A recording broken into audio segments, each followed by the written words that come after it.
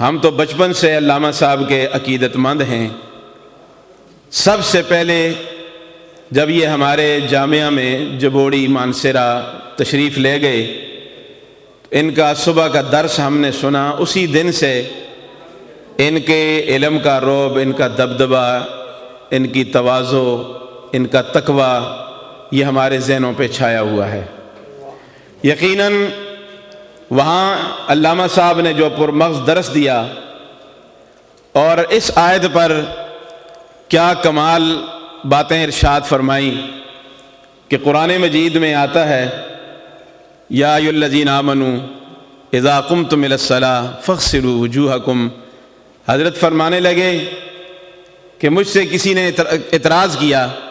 کہ قرآن کا وضو تو چہرے سے شروع ہوتا ہے اور تم مولوی کہتے ہو کہ ہاتھوں سے وضو شروع کرو، یہ تم نے کہاں سے یہ باتیں نکالی ہیں؟ کمال کر دیا حضرت نے، یقین جانیے ذہن میں یہ بات نہیں آ رہی تھی کہ اگر کوئی اعتراض کرے گا تو کیا جواب دیں گے۔ تو حضرت نے کیا عالمانہ محققانہ انداز میں جو جواب ارشاد فرمایا، وہ باتیں آج تک مجھے یاد ہیں کہ حضرت نے فرمایا کہ وضو کے لیے جو ہم بطور آلہ کے جو آلہ تطہیر ہے، پانی اس کو جب ہم استعمال کریں گے تو اس کے لیے شرط یہ ہے کہ اس کا پاک ہونا ضروری ہے، اور پاک ہونے کے لیے پھر ضروری یہ ہے کہ اس کا رنگ بھی ٹھیک ہو، اس کا ذائقہ بھی ٹھیک ہو، اس کی بو بھی ٹھیک ہو۔ اب یہ ہمیں کیسے معلوم ہوگا؟ تو اس کو معلوم کرنے کے لیے ہم جب اس کا رنگ دیکھیں گے تو پانی ہاتھ میں لیں گے،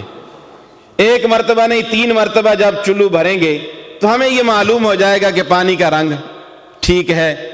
اور پھر جب ہم پھر شبہ پیدا ہوگا شاید اس کا ذائقہ ٹھیک نہ ہو، تو 3 مرتبہ ہم منہ میں پانی ڈال کر خوب یقین کر لیں گے اس کا ذائقہ بھی ٹھیک ہے۔ اور جب ہمیں یہ اس بات پہ یقین ہو گیا، تیسری بات رہے گی شاید اس کی بو ٹھیک نہ ہو، تو 1 مرتبہ نہیں 3 مرتبہ ناک میں پانی ڈال کر ہم اس کی بو بھی معلوم کر لیں گے کہ جب یہ تینوں باتیں مکمل ہو جائیں گی کہ اس کا رنگ بھی ٹھیک ہے، ذائقہ بھی ٹھیک ہے، اس کی خوشبو بھی ٹھیک ہے، بو بھی اس کی ٹھیک ہے، تو پھر قرآن کا وضو شروع ہو جائے گا کہ اب چہرے کو دھو ڈالو۔ میرے بھائیوں، آج ہمیں ان لوگوں کی قدر نہیں۔ میں جب یہاں پہنچا تو حضرت بیان فرما رہے تھے ان کے علمی نکات، ان کی علمی باتیں، ہم ادھر ادھر گھومتے رہتے ہیں۔ یقین جانیے جب یہ لوگ نہیں ہوتے تو پھر ہم قصیدے پڑھتے ہیں، ہم پھر مرثیے پڑھتے ہیں۔